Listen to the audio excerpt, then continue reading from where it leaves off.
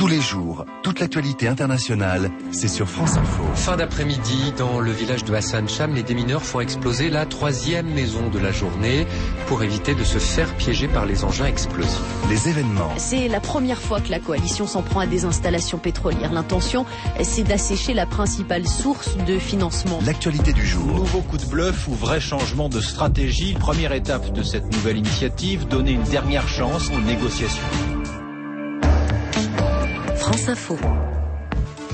Dans un instant, le journal de 11h sur France Info. Et puis dans la prochaine demi-heure du 10-14 du week-end, nous serons avec l'envoyé spécial de France Info près de Kobané, à la frontière entre la Turquie et la Syrie.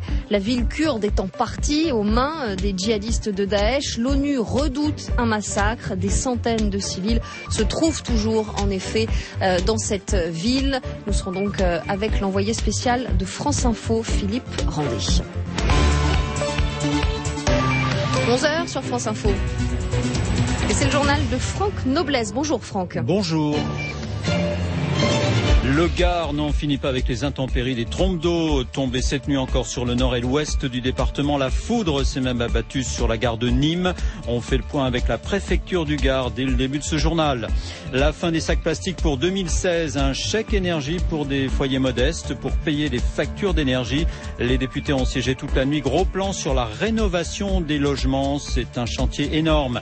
Et puis la perpétuité une nouvelle fois pour l'assassin d'Agnès Marin. Mathieu est resté impassible à l'énoncé du verdict, le récit de l'envoyé spécial aux assises de Riom. Le temps de ce samedi, il y a du mieux dans le sud de la France, mais l'accalmie sur le Gard et l'Hérault notamment ne va pas durer. Ailleurs, le temps reste clément avec de belles éclaircies, notamment à l'ouest. Prévision complète après le journal. France Info. Franck Noblesse. De fortes pluies sur Nîmes et les Cévennes gardoises. Une bonne partie de la nuit. On fait tout de suite le point avec le directeur de cabinet du préfet du Gard, Christophe Borgus. Le département du Gard a de nouveau été touché par de fortes précipitations dans sa partie nord et ouest. Les précipitations de forte intensité se sont produites dans le secteur de Bessèges, Saint-Jean-du-Gard et dans le Viganais, où il est tombé cette nuit entre 150 et 200 mm. Sur le reste du département, les cumuls ont été de moindre intensité, de 60 à 80 mm, mais sur des sols déjà bien gorgés en eau. On a donc noté quelques débordements à Nîmes au niveau du cadreau d'Uzès, mais qui est, à l'heure où je vous parle, rentré dans son lit. La nuit a été active aussi pour les pompiers qui ont procédé à 57 mises en sécurité, 10 sauvetages et 10 incendies dus à la foudre, un phénomène qui a été extrêmement important cette nuit. Il y a eu 3 maisons qui ont été atteintes et incendiées par de la foudre entre Nîmes et Alès. La gare de Nîmes a également été touchée légèrement par ces phénomènes de foudre qui étaient importants cette nuit. Les services de Météo France prévoient une accalmie pour la journée, avant un épisode important de pluie orageuse dans la nuit du samedi au dimanche. Mais malgré cette accalmie, nous renouvelons les conseils de prudence aux habitants et aux automobilistes qui doivent limiter strictement leurs déplacements étant donné que le Gard est placé depuis 6 heures du matin en vigilance orange par Météo France. Le directeur de cabinet du préfet du Gard, Christophe Borgus, ajoutons que 200 militaires supplémentaires vont arriver pour renforcer les 600 hommes et femmes de la sécurité civile déjà mobilisés dans le Gard. Toujours pas de train entre Alès et Nîmes. 4000 familles n'ont toujours pas retrouvé d'électricité. À Sommières, par exemple, c'était la 3e crue du Vidour, là, en 3 semaines. De nouveaux orages sont prévus la nuit prochaine dans le Gard. On fait le point aussi sur les départements voisins. L'Ardèche, il est tombé jusqu'à 12 cm d'eau. Une partie de la départementale 578 s'est effondrée.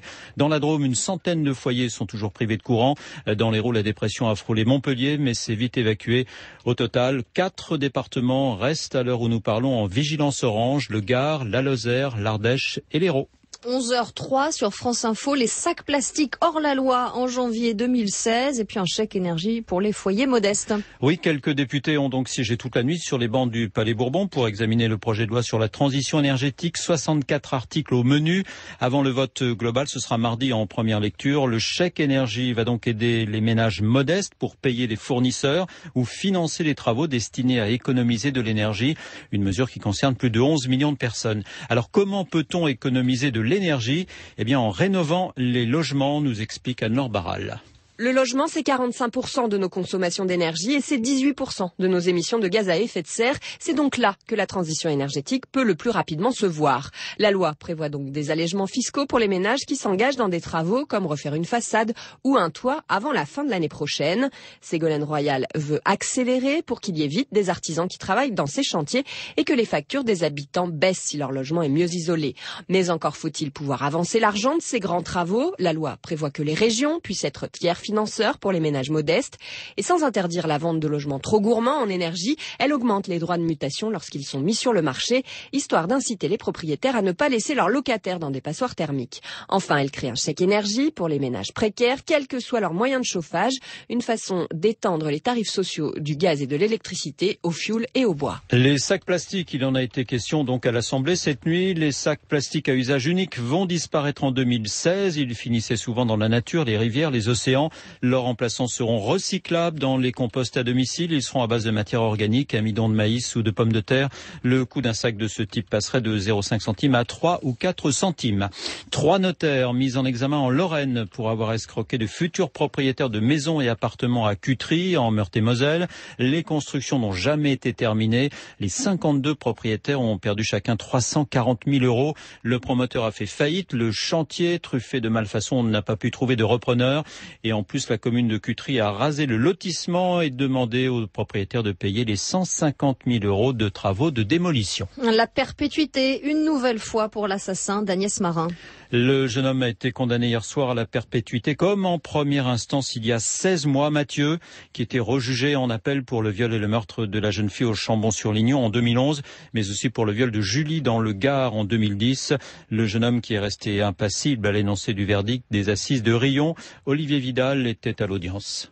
À l'énoncé du verdict, Mathieu reste stoïque. Le président de la Cour prend alors de longues minutes pour expliquer sa peine. Ces soins qui vont lui être prodigués sont suivis socio-judiciaires sans limite dans le temps en cas de libération anticipée. Le président lui adresse: 2 chantiers vous attendent, monsieur.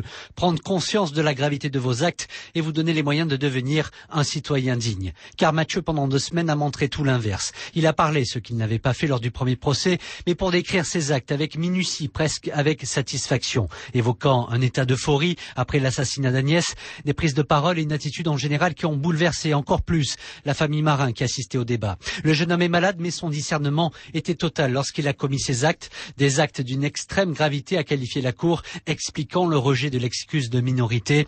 Les avocates de Mathieu ont indiqué la volonté de se pourvoir en cassation. Elles ont 5 jours pour le faire. Olivier Vidal, France Bleu Pays d'Auvergne pour France Info. Une quinzaine de cas de chikungunya confirmés à Tahiti. Les premiers cas en Polynésie française, propagés par les moustiques, essentiellement sur une petite commune, celle de Teva-i-Uta. Cette fièvre tropicale entraîne des symptômes équivalents à ceux de la grippe et des douleurs articulaires. Et la France prend très au sérieux la menace d'Ebola aussi. Oui, vous pouvez poser toutes vos questions. D'ailleurs, depuis 9h ce matin, au standard téléphonique ouvert pour vous répondre. C'est le 0813 00 00. 0813 0000, mais jusqu'à présent aucun cas avéré d'Ebola en France, en dehors de l'infirmière de MSF, aujourd'hui guérie. C'est ce qu'a confirmé Marisol Touraine, la ministre de la Santé, après la suspicion d'un cas à l'hôpital Bichat à Paris. Mais alors, Ebola, comment s'y prépare-t-on ?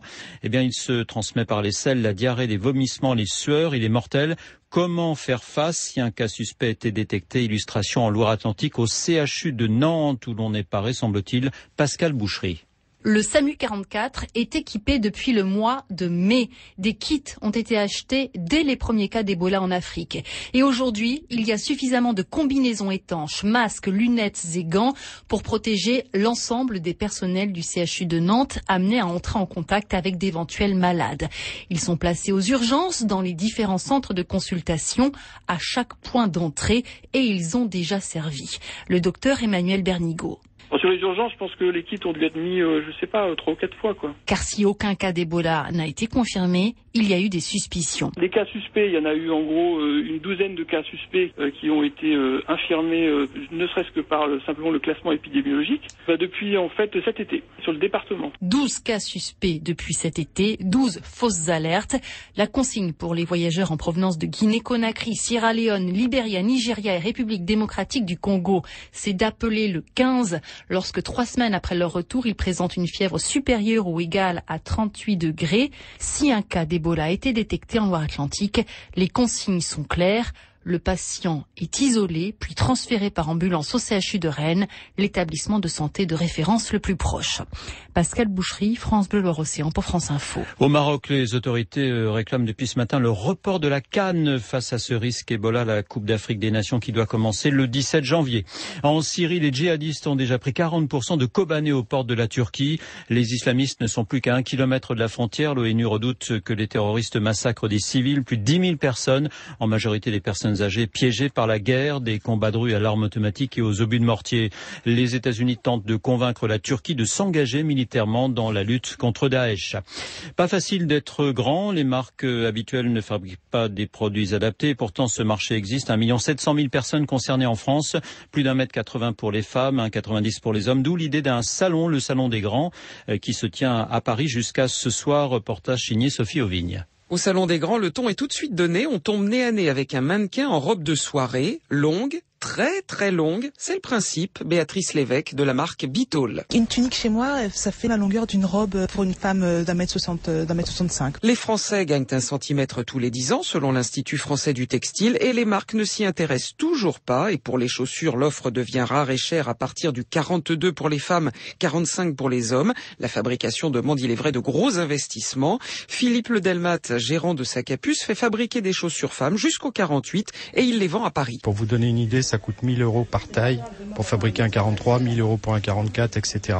Donc les usines ne sont pas toutes susceptibles d'investir dans ce parc de formes. Toute la vie est compliquée quand on domine le monde de plusieurs têtes. Emmanuel. Le problème, c'est que je mesure 2,02 m et que ce sera toujours un peu trop petit. Dans l'avion, le cinéma, les théâtres, dans les hôtels, s'il n'y a pas de pied au bout du lit, c'est bon.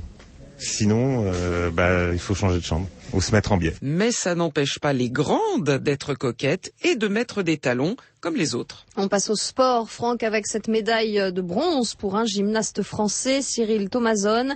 C'était en Chine, la première pour la France. Oui, Cyril Thomason s'est illustré au cheval d'arçon derrière le Hongrois Berki et le Croate Oudé. Le Lyonnais de 27 ans avait déjà glané, c'était de l'argent aux mondiaux de 2011. Soirée football avec France-Portugal, match amical en direct du Stade de France. Didier Deschamps a fait appel aux Marseillais, Mandanda, Payet et Gignac pour affronter l'équipe de Cristiano Ronaldo. C'est à 20h45 à suivre sur France Info. Mardi, ce sera l'autre match amical des Bleus à Yerevan en Arménie. Et puis, Edwige, l'équipe est absent des kiosques ce matin. C'est une grève interne au journal sportif contre une mutation de certains services avec le Parisien aujourd'hui en France. Ouais, c'était le journal de Franck Noblesse. France Info, 10h, 14h, Edwige Coupez. 11h11 sur France Info. Dans un instant, on va parler du match de ce soir entre la France et le Portugal. Match amical de préparation à l'Euro 2016. Ce sera juste après la météo. France Info Météo avec Teva, laboratoire pionnier des médicaments génériques, engagé pour une meilleure observance de leur traitement par les personnes âgées. Le temps avec Élodie Calac de Météo France. Un peu de répit en Méditerranée, les pluies se décalent vers l'est. Du Jura vers les Alpes et la Côte d'Azur, quelques pluies restent au programme pour la journée, mais les fortes pluies orageuses ont quitté le pays. Sur le Languedoc et en vallée du Rhône, vous profitez d'une période d'accalmie avec tout au plus quelques averses ici ou là. Malgré cela, la vigilance orange est maintenue pour le risque de crue, mais aussi pour de nouvelles pluies orageuses intenses attendues la nuit prochaine et demain. Le Gard et l'Hérault seront très exposés. La situation restera délicate jusqu'en début de semaine. Sur le reste du pays, le temps est plus clément. Du sud-ouest en allant vers le Massif central et les régions du nord-est, la grisaille se morcelle progressivement au profit de belles éclaircies. Enfin, de la Bretagne et de la Normandie vers la région parisienne, le nord, les Ardennes, soleil et nuages se partagent le ciel. Ils sont parfois plus menaçants et porteurs de quelques averses. Quant aux températures, elles restent bien agréables pour un mois d'octobre. Elles iront de 17 à 21 degrés au nord, 21 à 24 au sud, jusqu'à 25 à 27 en Méditerranée. Élodie Calac de Météo France.